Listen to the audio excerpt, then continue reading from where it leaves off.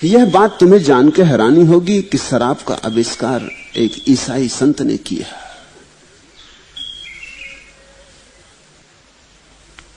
इसी तरह चाय का आविष्कार एक बौद्ध फकीर ने, एक बौद्ध भिक्षु ने किया। दोनों बातें बड़ी प्रतीकात्मक है। बौद्धों की परंपरा है ध्यान की। चाय जगाती है, नींद को तोड़ती है, प्रतीकात्मक है, झपकी नहीं आने देती।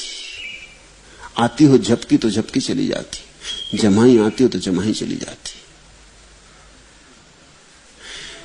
चाय का संबंध जुड़ा है बोधि धर्म से। बोधि धर्म कोई 1800 साल पहले चीन गया। बौद्ध सदगुरु था, अपूर्व। वो ता नाम के पहाड़ पर वर्षों तक बैठा रहा, ध्यान करता रहा। ता पहाड़ का नाम था, इसलिए टी, और ता का एक उच्चारण चा भी है चीन में, इसलिए चाय। उस पहाड़ से इसका संबंध जुड़ा। कहानी बड़ी मधुर है। कहानी तो कहानी है, लेकिन है अर्थपूर्ण। एक रात बोधि धर्म जागरण के लिए बैठा है, पूरी रात जागरण करना है, और झपकी आने लगी तो उसने गुस्से में अपनी आंख की दोनों पलकें उखाड़ के फेंक दी।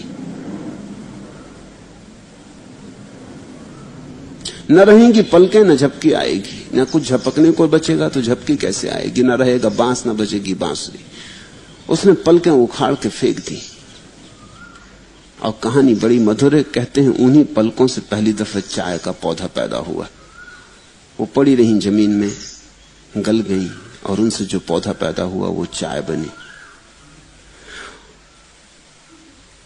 उस चाय को अब भी तुम पीते हो तो नींद टूट जाती। वो नींद तोड़ने के लिए ही पलकें फेंकी थी बोधि धर्म ने।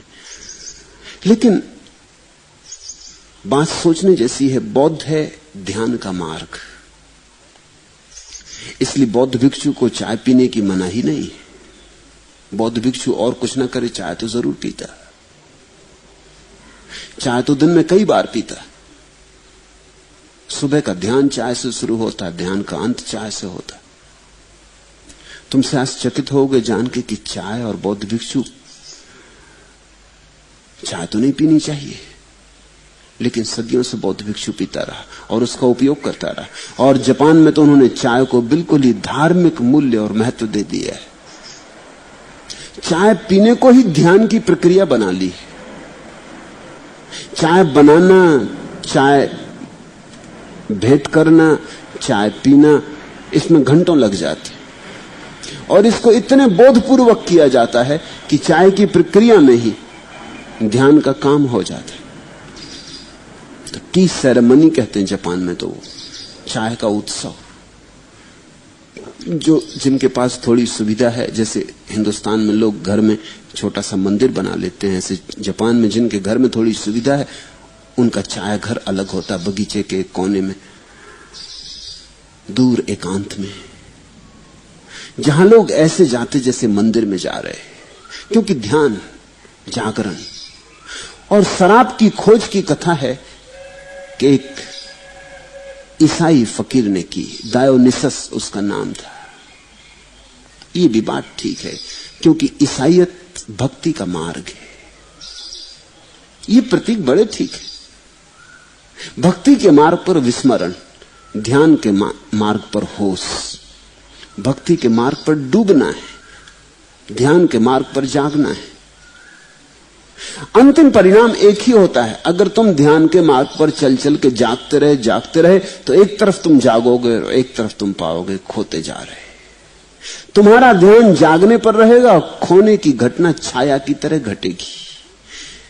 भक्ति के मार्ग पर तुम खोते जाओगे और तुम पाओगे एक तरफ जागरण आ रहा है, एक तरफ खोते जा रहा है, एक तरफ जागरण आ रहा है। खोना तुम्हारी प्रक्रिया होगी, जागना परिणाम होगा। अंत में खोना और जागना एक साथ घट जाते हैं, जैसे कि एक ही सिक्के के दो पहलू। भक्त का एक तरफ ध्यान रहता है, ध्यानी का दूसरी तरफ ध्यान रहता है, लेकिन सिक्का तो वही है।